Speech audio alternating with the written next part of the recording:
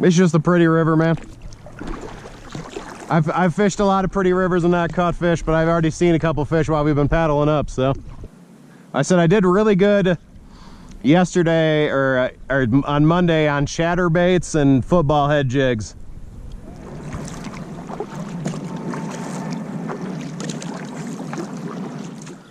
Oh yeah, well, I mean, a lot of rivers are all like very similar, you know, like once you figure it out, like the fish are gonna hang out in the same place. It's just a matter of like what baits are the ones that are gonna work there versus somewhere else, or what colors or whatever. They were telling me that, like what guy was telling me that on the Holston, like that they'll come down from like the Watauga Dam, and he said there's just some absolutely massive browns that make it through there. But yeah, he said like they come down the Watauga Dam, they survive, and then they get stuck in that pool, and then they just go down river. And he said there's like, and I've seen them in the water. Like I caught a excuse me, in the like 2 years ago, they were coming down when the, what was it, Boone Lake was like really down because the dam was messed up. I caught a brown through there in that one of those sections on a freaking swim jig, and it hit it, and it just like, they hit so fast, you know, so it missed. So when I set the hook, I actually set it in the center of the fish, and it just dragged me around for like 10 minutes. But yeah, it was like, I didn't realize, like, I mean, it was a trophy fish. I didn't realize it's not really safe to eat out of Boone Lake. Well, that's the hard thing with so much of this type of stuff. It's like there's mercury and lead and everything, and they're like, oh, you know, only eat once a week of this and yeah, once a month of that. Yeah. Okay. And the trout are probably the best around here for eating because they only live for 2 or 3 years. I was saying they stock them, right? So small, and a lot of it's stock. Mm-hmm. So it's like they're not in the river long enough they're alive long enough to really have anything build up. Yeah, and that's kind of like Michigan. A lot of people eat like a lot of bluegill and panfish and stuff for that same reason, you know? Like they get 9-10 inches long, they've lived for a couple years, and they don't really like build up that mercury and stuff that other fish do. But I know, like, from the Eastman plant on down, like, there's signs at like every boat ramp: do not eat fish out of here; they will cause cancer. They will. Like, yeah. It's like pregnant women and children definitely should not eat out of here. Men, you can eat like once a month, but it will cause cancer. And I'm like, great. He was telling me, yeah, when like they have a major event at the plant, they just dump whatever into the river. Like any like kind of toxin, or they just dump it. They have free reign to dump it in the river. So well, that's like, so DuPont is now a forest, but DuPont, it was Kodak film factory out in Brevard. Yep. That's Eastman bought Eastman Kodak. Yeah. Yep. So and the reason they locate there in the middle of nowhere with all that land is they just dump all their shit in the rivers and the streams and the little ponds. Mm-hmm. And it's just like, really? Yeah. And then there was a paper mill west of here that closed the Pigeon in Tennessee. Mm-hmm. And they were always getting fined and this and that, and then it became employee owned and bought out by somebody, and they finally closed it.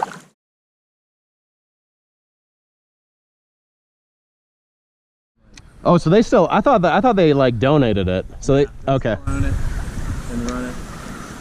What are they rich from? This now. This? Okay. It was like, I don't know if you got into the railroads too.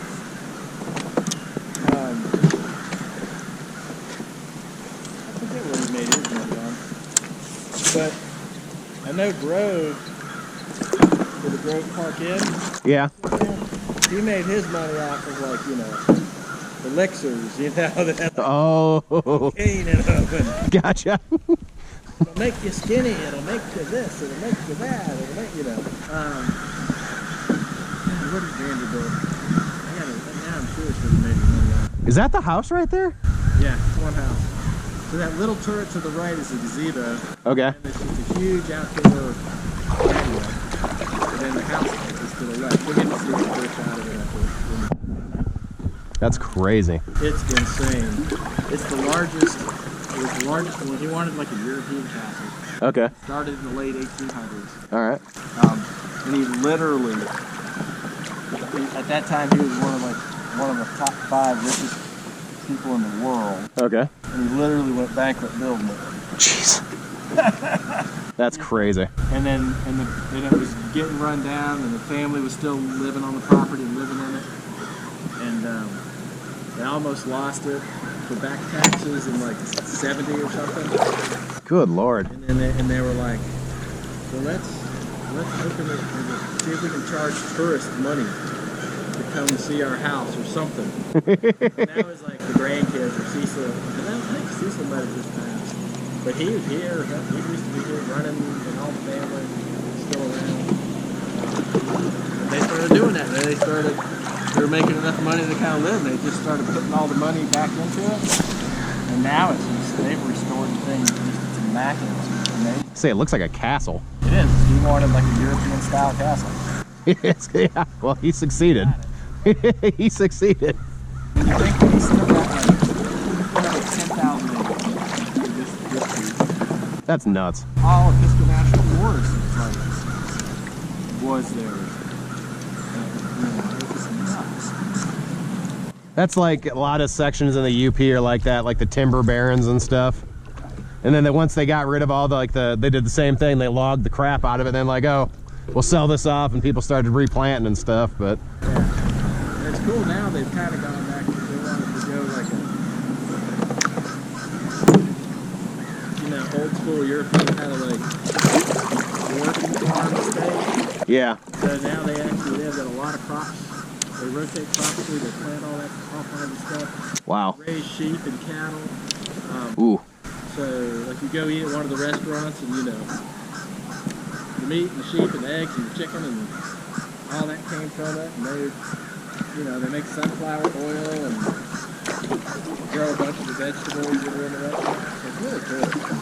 It's a really kind of sweet looking thing, and it's cool they made the money on it. Ooh, I love how pretty this rock is, man. Like, Yeah, this is what you get these like veins of rock going across the river. Oh, it's just absolutely gorgeous, man. It's so like unique. Like this in the South Holston too is that same thing with that rock, and it's just absolutely gorgeous. Like I love big mountain rivers. They're so cool looking.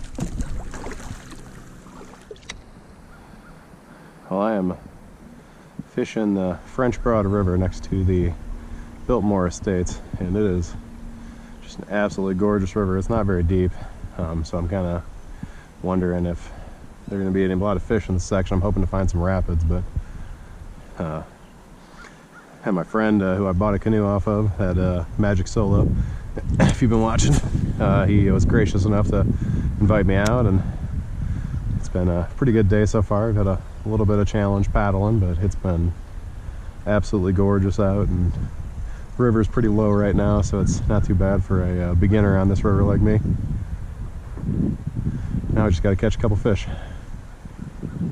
Well, my friend had to take off, but got a beautiful section of river to myself now, and just need to paddle my way up it. I haven't got any fish yet. Kind of wondering if I don't get anything in the next hour or so, I might just float down and fish the section next to the boat ramp because it looks a little deeper. Got past that shoal section and feel like we're in a decent area. Just need to kind of find a little bit of calm water and work it. I haven't seen anything moving across the top of the water yet, so I'm wondering if the water might be a little cold. I did find out there's a section of this river that has muskie in it, so I might go try my hand at that tomorrow. I really figured I'd see more fish moving today. It's 70 degrees right now. This is interesting because I'm kind of having to pick my way upriver. It's kind of a new experience with how good the current's moving.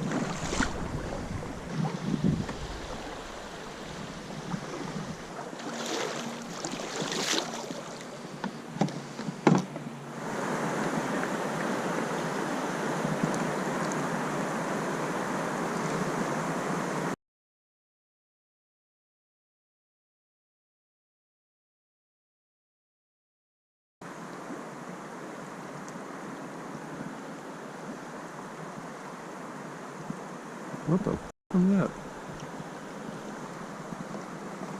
Oh my god.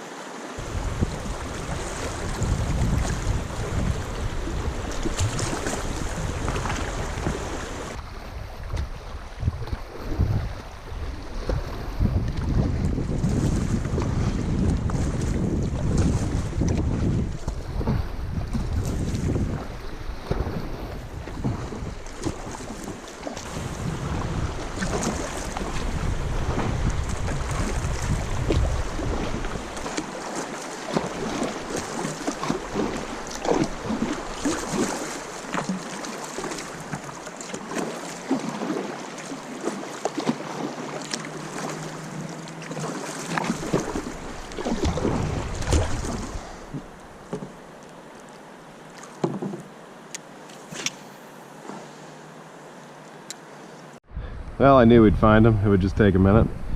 Oh, man. Of course, didn't have my camera running through that whole thing, but...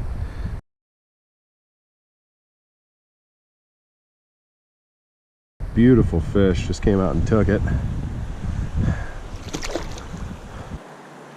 This is the first, like, reasonably deep hole I've seen the entire time we've been out here, except for the one right at the launch, which I am definitely going to fish the crap out of now. I don't know how much further I can get here. You can see the Biltmore Estate right there. That thing is gigantic.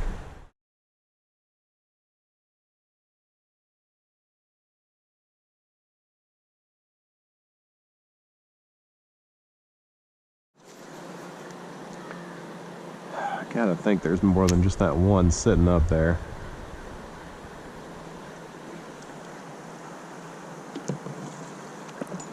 This is probably the best hole I've found on this river the entire time, and I cannot believe there's only one fish in it.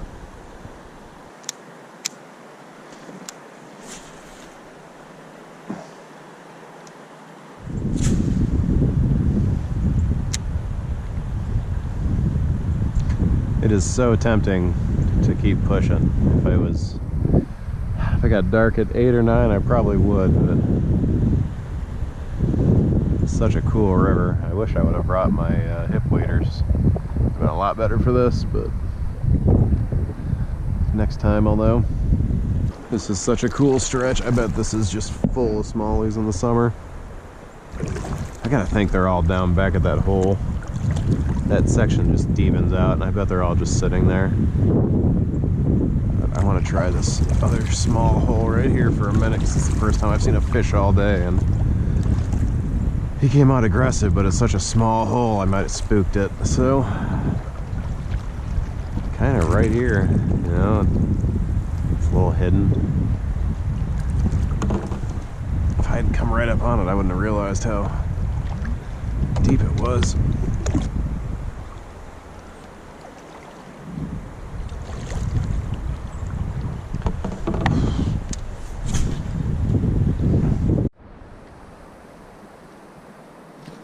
Whoa.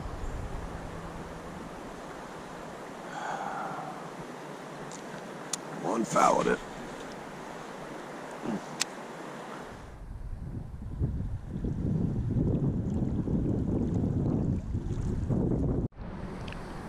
No, I'm heading back down river now, and this is probably the sketchiest section.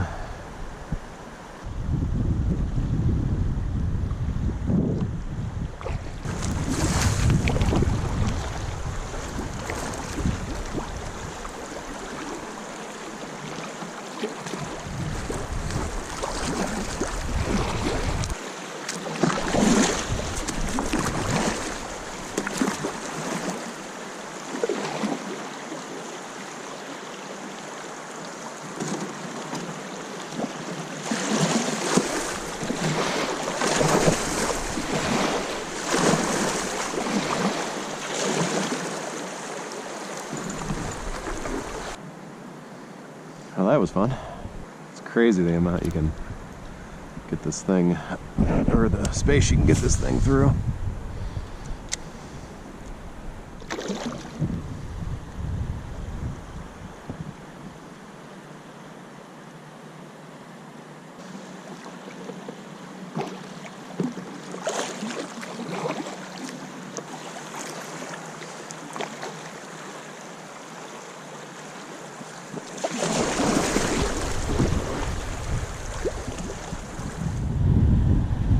Okay, so this is probably the toughest section. Thought it felt a little easy. Kind of forgot I went through that many rapids to get up here, or riffles to get up here rather.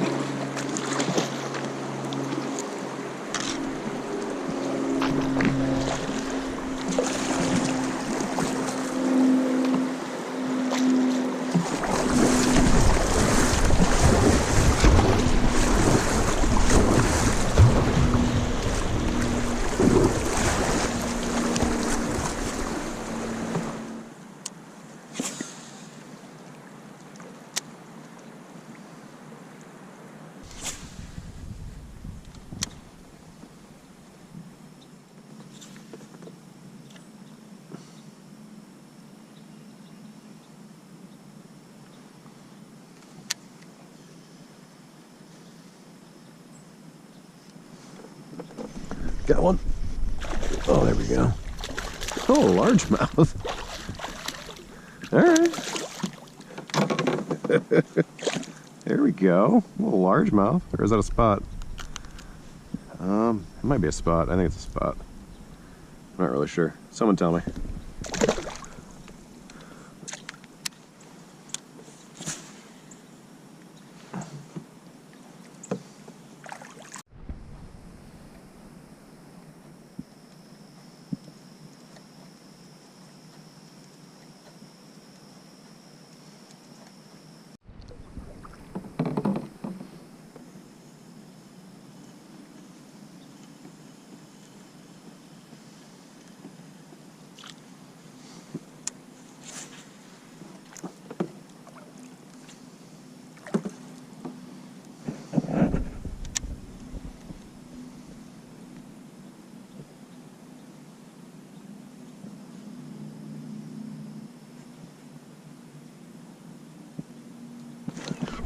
Oh, yeah.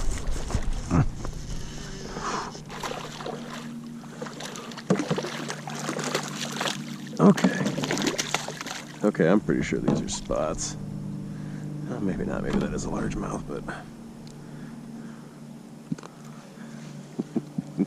pretty fish.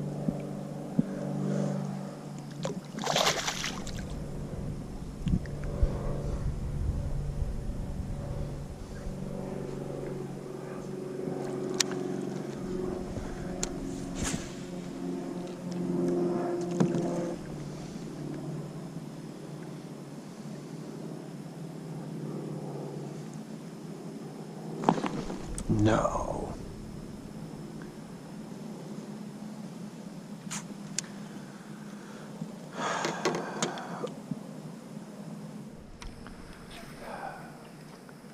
So it's 4 o'clock, and I probably got another 45 minutes to an hour of sunlight.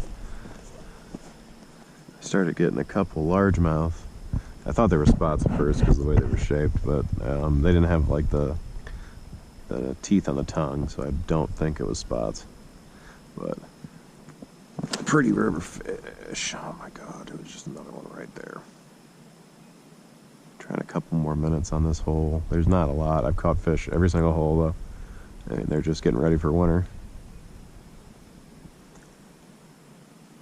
And I'm just kind of slow crawling excuse me, I'm just kind of slow crawling a jig through right now.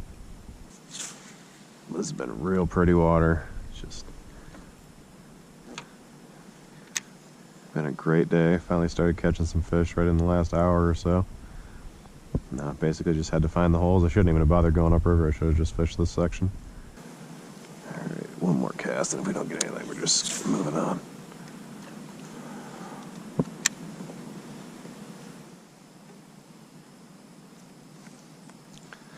But yeah, 2 largemouth and a smallie. Not a bad day.